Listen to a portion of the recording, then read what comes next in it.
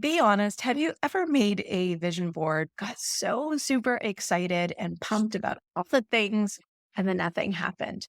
Trust me, you're not alone and it's not your fault. You were probably just approaching vision boarding the wrong way. So today we're going to fix that. And I'm going to show you how to make a vision board that actually works using science, strategy, and a little bit of soul. So if you're ready to make a vision board that actually works, let's do this.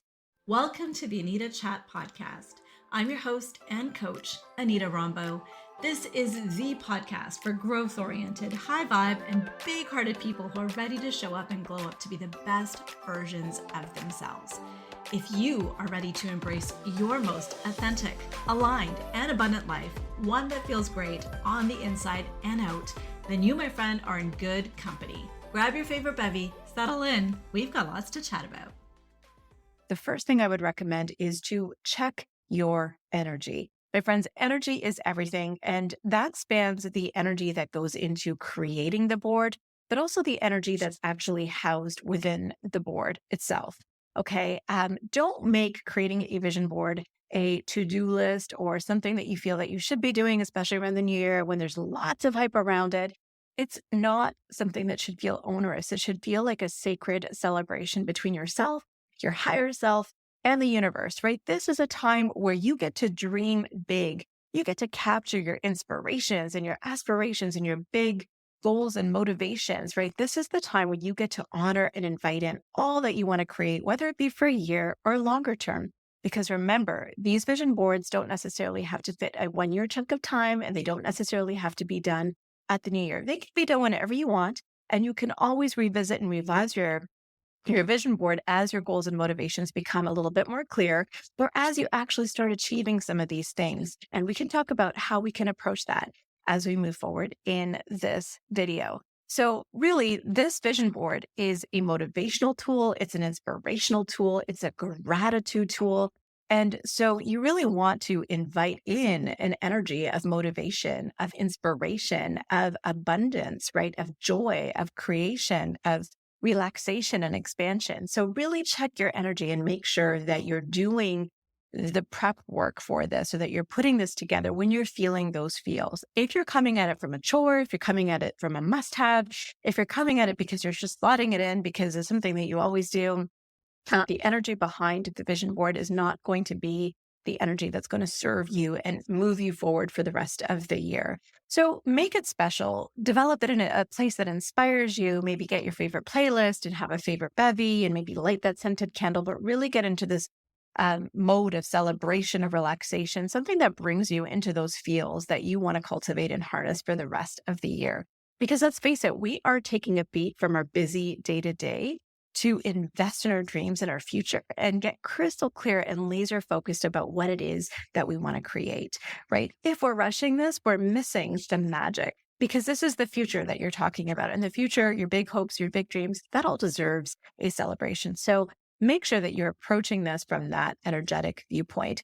Truth be told, for myself, I typically like to vision board in that time span between Christmas and New Year's. And it's mid-January when I'm releasing this video. By all means, there's probably tons and tons of information on this already. But the reason why I'm sitting down and finalizing my vision board right now is in the true check your energy fashion.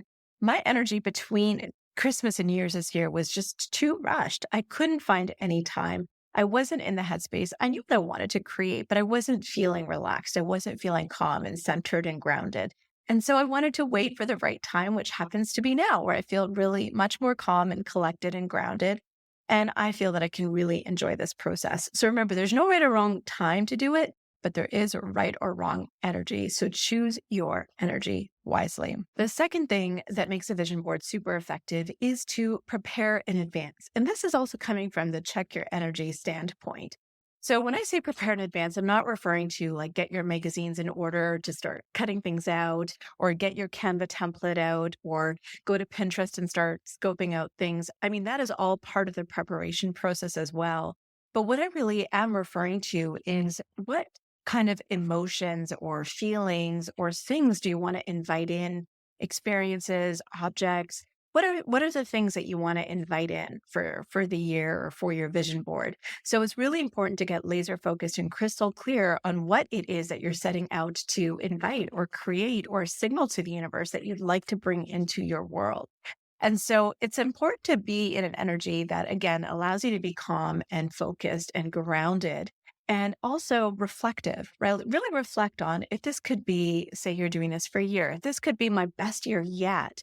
What would I want to call in? What would I like to see happen if this was my best year? Or how do I want to feel this year? What energy do I want to bring in? So check your energy still kind of has a role in this step of preparing in advance. But this is really just sitting with yourself and asking some deep, powerful questions to help you get really clear on your intentions and focus for the year. Because once you have that, then you can populate things with content that really means something to you, right? You can populate it with objects, events, memories, experiences, things that are really going to resonate with that bigger vision, right? So get clear on your why. Now, if you feel that you need a little bit of help in this department, I have a free guide for you that you can download any point in time, and I will link to it in the episode description. So be sure to check out that free guide to get crystal clear and laser focused. Even if you have a vision board already done, it doesn't hurt to download that guide and just get more clarity on your vision. It's just another way to affirm and really call in what it is that you want to create this year. So definitely download that free guide of powerful questions. So this is where things get really exciting. We're approaching vision boarding from an energy of expansion, of invitation, of connection, of deep introspection and reflection and thoughtfulness in terms of what it is that we want to call in. And so at the heart of that energy is feeling, right? We're really feeling into it, feeling into what we want to call in. And so the next thing that we need to do to make a vision board that really works is to feel into the vision board, right? What are you populating in the vision board? So it's not about the Ferrari or the fancy car, or whatever it is that you're aspiring to put on this paper, right? It's about how do you want to feel? And this is really a mode of conjuring up feelings or emotions. So if when you look at this board, you don't feel anything, if it's just pictures that are just plastered on, it's not going to do anything for you. So this really has to be an emotionally charged document. So you can put pictures of you having previous experiences, and that really conjures up maybe emotions related to that event because you've actually gone through it. Maybe it conjures up gratitude, which is also a really big opener into manifestation and making things happen and come true in real life.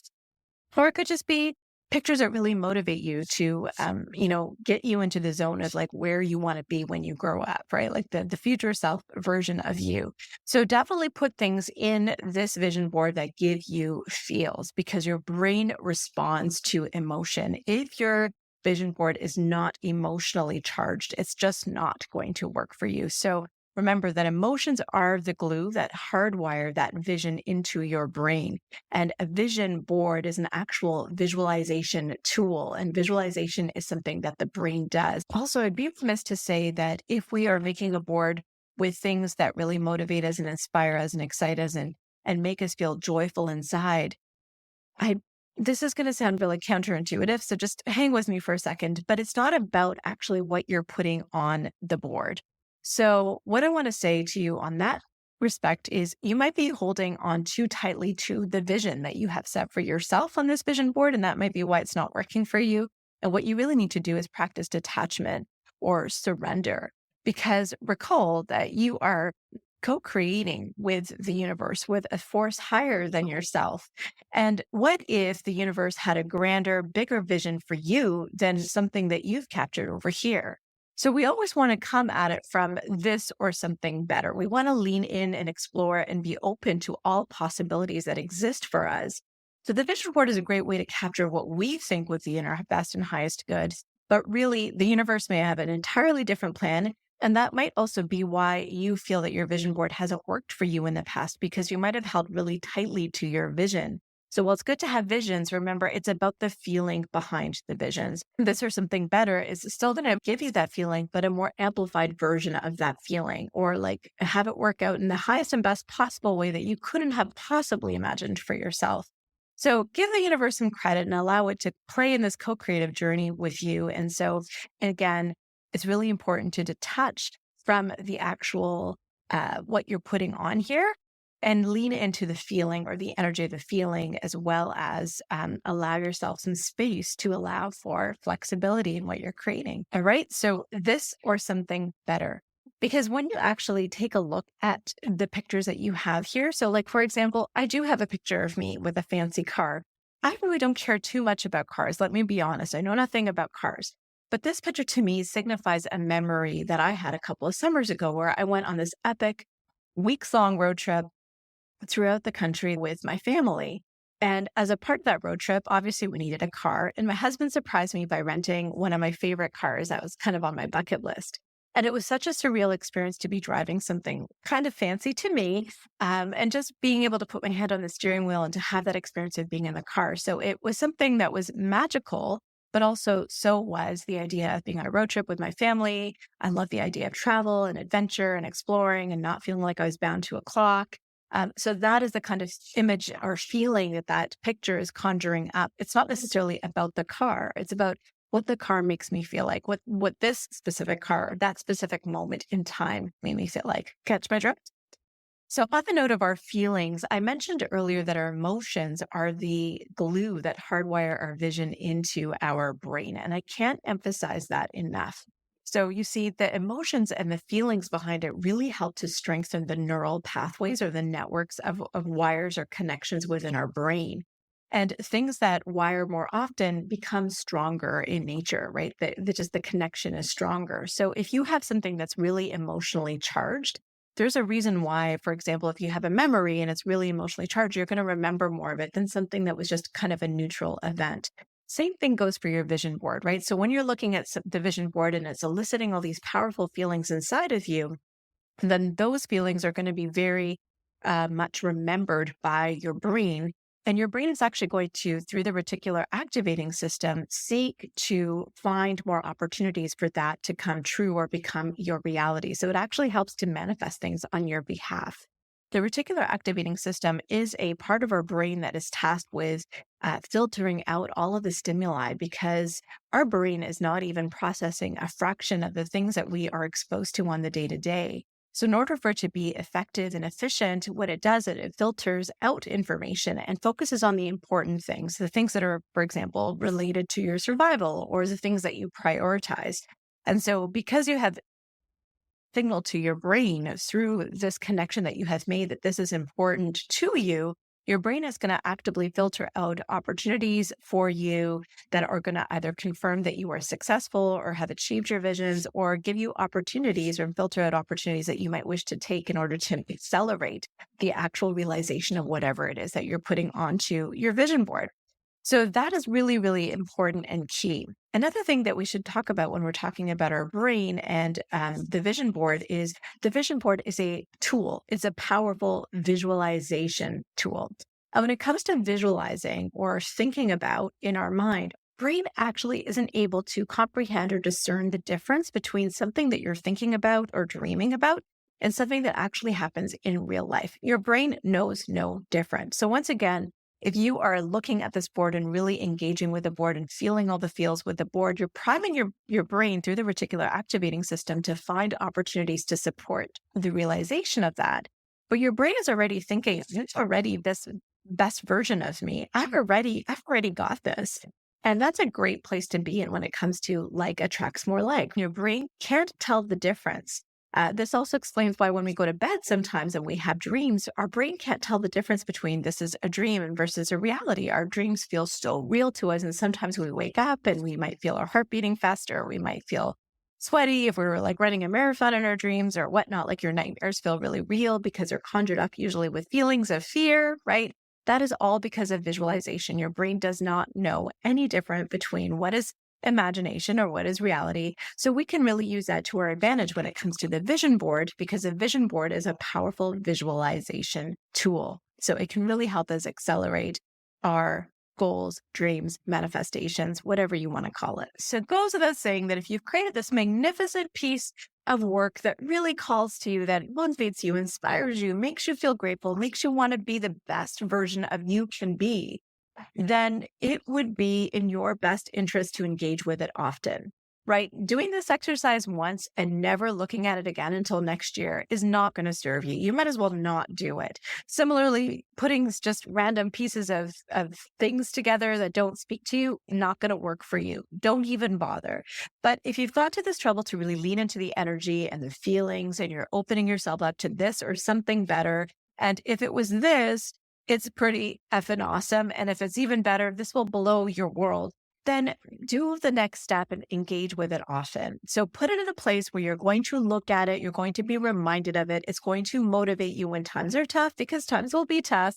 It's going to show you what is possible for you and help you ground in that vision. So use it as a motivational tool, an inspirational tool, and a gratitude tool.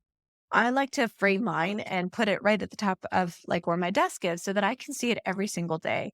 But I've also put it on as my screensaver on my laptop, as my wallpaper on my phone. And I probably will do that again this year. There's really no right or wrong place to put it, as long as it's a place that you can access and access frequently. You can't over engage with a vision board, but you can certainly under engage with a vision board. So figure out a place where you can find it, engage with it often, try for once a day at least, and see what happens. And last but not least, friends, your vision board may not be working for you because you might not be doing the work. That's right. This is more than just doing the work of putting it together and maybe lovingly glance at it every day, but you're not showing up to actually do the dang thing to make this happen. This here is your why. This here is that thing that's just going to be your catalyst, your fuel, the thing that just inspires you to no end to keep going, especially when times get tough. But if you don't put in the reps, if you don't do that action every single day in service of this vision, then the vision board is not going to come true. So make sure you do something in service of it every day. It doesn't have to be ginormous. In fact, the smaller and more consistent, the better than just going hard and then fizzling out. But I feel like that's the reality for most people, because 80% of people abandon their New Year's resolutions by mid-February. Just think of tossing this in the waste paper basket by mid-February. And only 8% of people are able to carry the goals or visions or big dreams that they have started at the new year to the very end of the year. My friends, if you are listening to this episode, my gut is telling me that you really want to invest in yourself and you're really looking to make this your year. And for that precise reason, I have also created a powerful accelerator, a vision to victory accelerator. And it's designed to cover that intense and critical hump of time where most people abandon their resolutions. And it's an accelerator for people to get some light coaching and support, some strategic guidance on what to focus on, some mindset motivation, and weekly accountability. So if that sounds good to you, the information for the Vision to Victory Accelerator is in the episode description. I would love to have you join us. There is room for 10 people only. As well, friendly reminder, download that free guide of powerful prompts and get laser focused and crystal clear, especially if you're planning on going into this Vision to Victory Accelerator. Let's start the ground running and know exactly what it is that you want so that we can actually hit it out of the park and make it happen. So thanks for watching. And if you enjoyed this, please like and subscribe. It really helps make my channel grow. And I will see you in the next episode.